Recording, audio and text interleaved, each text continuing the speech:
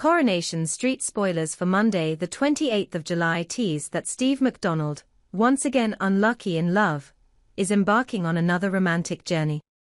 After splitting from Tracy, the woman he has been through thick and thin with, Steve finds himself at a crossroads that is both familiar and foreign. His heart, though scarred and bruised by years of missteps, impulsive proposals and heated confrontations, is once again beating to the rhythm of possibility. That possibility now goes by the name of Cassie. Steve's track record with love is as colorful as the Weatherfield skyline after a storm. Married 7 times, he's never shied away from the roller coaster that is romance. But this time feels different. There's a new sparkle in his eye, and it's not just the reflection of the rover's fairy lights. Cassie, rough around the edges but full of heart, has stirred something unexpected in him, a quiet hope, a tender longing. Cassie, too, is a woman marked by life's struggles.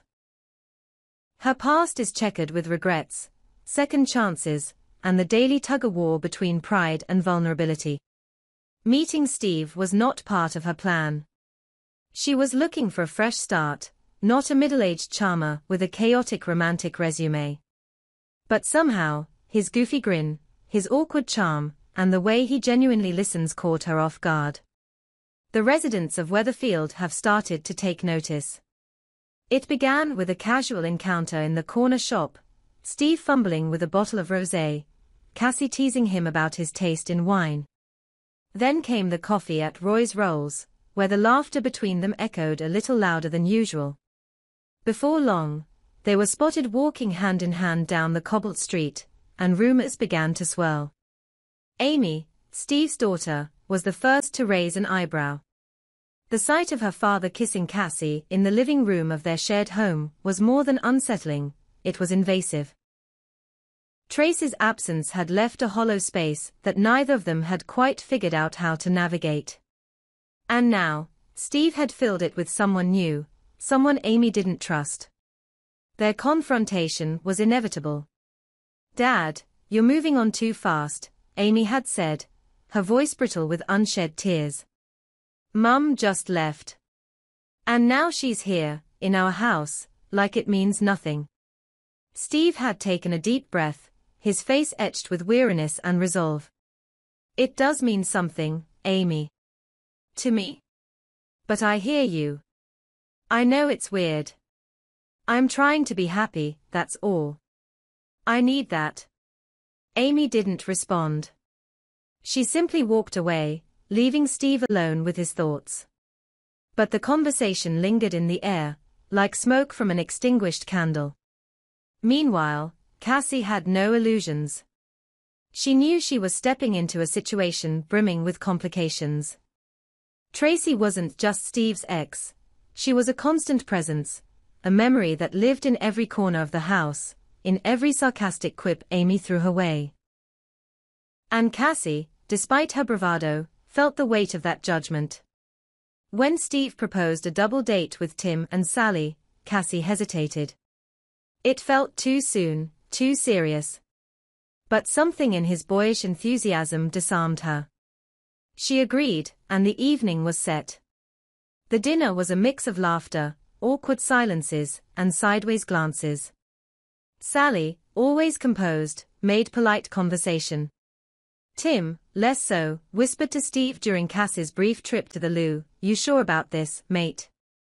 She's a handful." Steve shrugged. "That's what I like about her." But not everyone was so supportive. Tracy, watching from the shadows, or rather, from her new flat, just a few blocks away, found herself irrationally irritated. When she saw Cassie leave Steve's house one morning, her temper flared. She confronted Steve in front of the Rovers, her voice laced with derision. "Cassie? Really, Steve? You've truly outdone yourself. You'll be bored of her by next month. You always are." Steve didn't take the bait. "Maybe I won't this time. Maybe I've changed." Tracy scoffed. But deep inside, a pang of jealousy twisted in her chest. She didn't love Steve, not anymore. But the sight of him with someone else, the thought that he might finally be happy without her, unsettled her more than she cared to admit. The days that followed were filled with moments of tension and tenderness. Steve and Cassie tried to carve out something real, something lasting. But every step forward was met with resistance, Amy's cold distance, Tracy's snide comments, and Cassie's own doubts. One afternoon, as Steve and Cassie shared lunch in the bistro, she voiced her fear. "What if you're just chasing a feeling, Steve? You've done this so many times. Married so many women. What makes me different?" Steve looked at her, sincerity softening the lines of his face. "Because with you, I'm not pretending. I'm not trying to fill a void or win someone back. I'm just being me. And I like who I am when I'm with you." Cassie smiled, but the uncertainty lingered in her eyes. She had been burned before. Trust came slowly. Back at home, Amy scrolled through old family photos, pictures of her parents laughing, holding hands, attending school events together. It felt like a lifetime ago. She didn't want her dad to be lonely. But she also didn't want to lose the family she once knew. The conflict within her simmered, reaching a boiling point one evening when she found Steve and Cassie dancing in the living room to a classic 80s love ballad. The intimacy, the laughter, it was too much. She stormed out, tears streaking her cheeks. Later, Steve found her sitting on the garden steps, arms wrapped around her knees. "You miss your mum," he said gently. Amy nodded. "It's not just that. It's everything. It's seeing you try again, like you're chasing something you'll never catch. It's scary." Steve sat beside her. "Maybe I am chasing something. But maybe this time, it's worth catching." As July 28 draws near, Weatherfield braces for a summer filled with emotional upheavals and surprising turns. Will Steve finally find lasting happiness? Will Cassie be the woman who breaks the cycle? Or will Tracy's predictions prove chillingly accurate? The cobbles never forget, and neither do the people who walk them. Cassie found herself restless in Steve's house, a place where echoes of his past loomed large. Despite the moments of comfort they shared, it was clear the shadows of Tracy and Amy hung heavily over everything. She tried to brush it off, to stay light, playful, unbothered, but the weight of not truly belonging gnawed at her. She felt like a visitor in a life already lived by someone else. One evening, she overheard Amy speaking on the phone in hushed tones, her voice tinged with frustration. "He thinks it's love," Amy said. "But it's just another distraction. He'll ruin this one too." Cassie didn't confront her. Instead, she quietly left the house and went for a walk, her mind spinning. The more she tried to push away her doubts, the louder they became. Was she really different? Or was she just another chapter in Steve's long story of fleeting romances? Meanwhile, Steve remained oblivious to the silent storm building around him. In his mind, things were moving forward. He was planning a small getaway, just a weekend out of town for him and Cassie. Something to help them escape the stares, the whispers, the judgment. When he told Cassie, her smile was tight, forced. "I'll think about it," she said. He didn't press. He chalked it up to nerves and carried on with his plans. Tracy, on the other hand, was spiraling in her own way. After her public jab at Steve, she tried to convince herself that she no longer cared. But she couldn't stop checking his social media, couldn't help asking mutual friends what he was up to. Every time she saw a photo or heard a comment, something twisted inside her. Regret, perhaps. Or maybe the sting of being replaced. When Amy dropped by Tracy's flat one afternoon, the conversation veered into familiar territory. "I don't trust her," Amy confessed. "You shouldn't," Tracy said bluntly. "She's using him." Or worse, He's using her. Amy sighed. He says he's happy. Tracy's jaw tightened. He said that about me, too. Twice. But the longer they talked, the more Tracy's bitterness gave way to something unexpected, concern. Maybe it wasn't just jealousy. Maybe she genuinely didn't believe Cassie was right for him. Or maybe she couldn't bear the idea of someone else doing what she had failed to, make Steve truly happy. Back at the Rovers, Tim noticed Steve's mood beginning to shift. The usual swagger in his step had dulled. During a quiet moment, Tim asked, "You all right, mate?" Steve shrugged. "Just feels like I'm trying too hard. Like no matter what I do, it's not enough, for Amy, for Cassie. Even Tracy's got her claws out again." Tim chuckled dryly. "When hasn't she?" Steve rubbed his face, weariness catching up to him. "I just want something that lasts, you know." Tim gave a nod. "Then stop trying to prove it to everyone. Just live it." Encouraged by that, Steve returned home that night with a renewed determination. He lit candles, cooked dinner, nothing fancy, just his version of comfort food, and put on one of Cassie's favorite albums. When she walked in, she was clearly surprised, touched even. They sat together, the warmth slowly returning. Cassie softened. "Sometimes I feel like I'm being watched here," she admitted. "Like this house remembers someone else."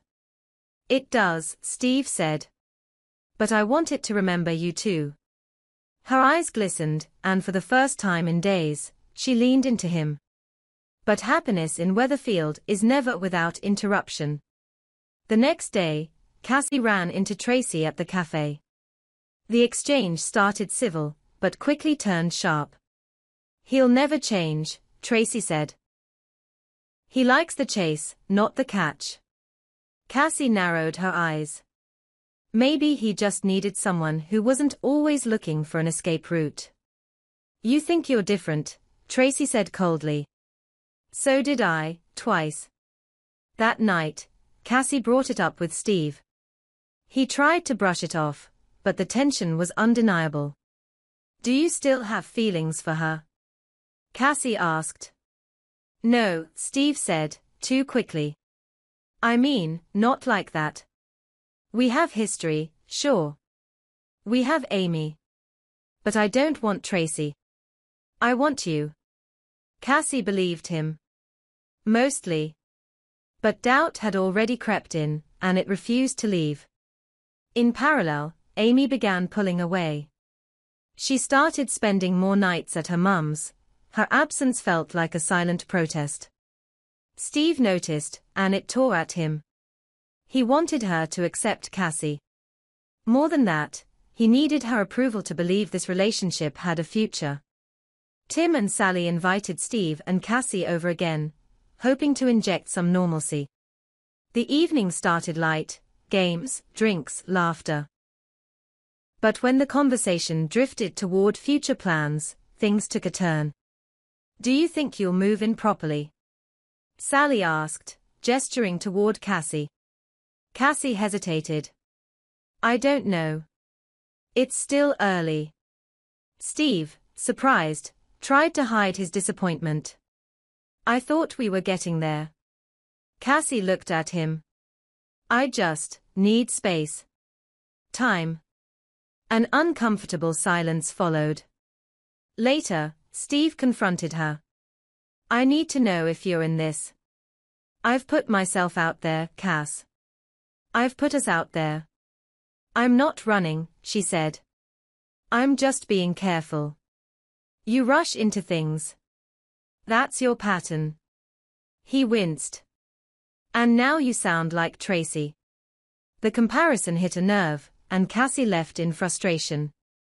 The door slammed. Steve was alone again. At that moment, he saw the cycle playing out, the hope, the romance, the cracks, the heartbreak. But he didn't want to accept it. Not yet. Days passed. Steve reached out, but Cassie kept her distance. Tracy remained silent, though a knowing look passed between her and Amy when they crossed paths. Steve began to fear they were right. Maybe he didn't know how to make it work. Then, unexpectedly, Cassie appeared at the Rovers. She walked straight to Steve. "I'm not giving up," she said. "But I need you to understand. I won't be your escape. I'll be your partner. Or nothing." Steve nodded. "That's what I want too. No more running. No more pretending." And for a moment, the world seemed still. Just a man and a woman trying to build something from the rubble of past mistakes. But Weatherfield watches. Tracy, from afar, holds her silence, but the tension in her eyes says the story isn't over. Amy, torn between resentment and acceptance, may still have a part to play in the outcome. And Steve, hopeful yet haunted, holds on tight to a love he hopes won't slip away like the ones before. The Cobbles remember. And sometimes, they don't forgive so easily.